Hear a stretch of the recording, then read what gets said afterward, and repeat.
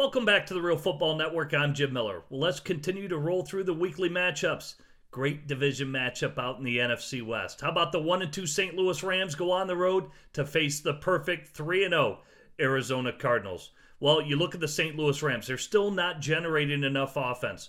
Last week, they did get their rookie first-round draft pick, Todd Gurley, in the game. He got 6 carries for 9 yards, but they need to get their ground game going. 1, to set up the play-action pass.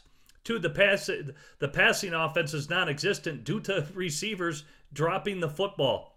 None better than the 4th down situation when Kenny Britt had the ball bounce off the turf and really, stop the drive of the St. Louis Rams when they had an opportunity to come back and beat the Pittsburgh Steelers. What you love about the St. Louis Rams is their defense. Yeah, they struggled against Washington to stop the run, but they got back on point against the Pittsburgh Steelers, and they can provide a devastating pass rush. Great matchups in this game when you look at Robert Quinn, who's got 3 sacks on the season, going against Jared Valdir, and I also will bring up Aaron Donald to attack. The defensive tackle of the Rams needs to attack and get a push in the pocket on the interior offensive line of the Arizona Cardinals. Why?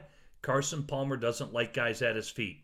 So if Bruce Arians starts to call deep play action passes or down the field throws, that needs to be a factor in this ballgame for the St. Louis Rams. No quarterback likes it when defenders are hovering around their legs or around their feet when they're trying to chuck the football down the field. Last but not least, the ground game I mentioned, the play action pass, Nick Foles can't get confused with defensive looks. When going on the road, I think everybody witnessed Colin Kaepernick a week ago. 2 pick sixes right away by that Arizona Cardinals defense because nothing more than Colin Kaepernick was confused on where to go with the football. Nick Foles has to be better in that, and that's why the ground game could potentially clear up some secondary looks for him on the road. How about the Arizona Cardinals? No team hotter than the Arizona Cardinals. They're one of a few teams right now that are playing at a high level, and they can get some deep shots down the field. I mentioned their quarterback. He's got 9 touchdowns, 2 interceptions when you look at Carson Palmer. Bruce Arians is going to be aggressive, and even though it's the Rams who bring a lot of pressure, how do you beat it?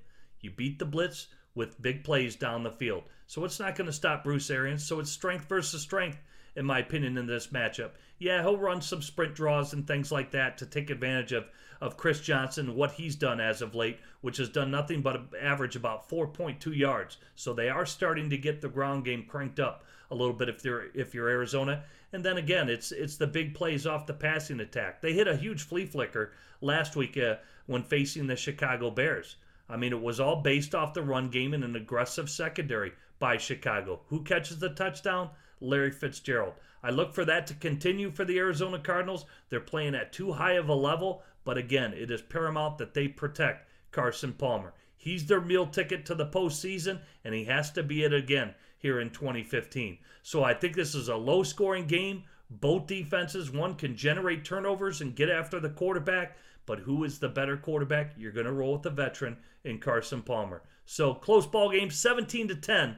I give the Arizona Cardinals the win at home. This is a much tougher opponent than what they faced in the past, but they need to protect their quarterback or it could end up pretty ugly like what it did a week ago for the Pittsburgh Steelers. For the Real Football Network, I'm Jim Miller. Thanks for watching us.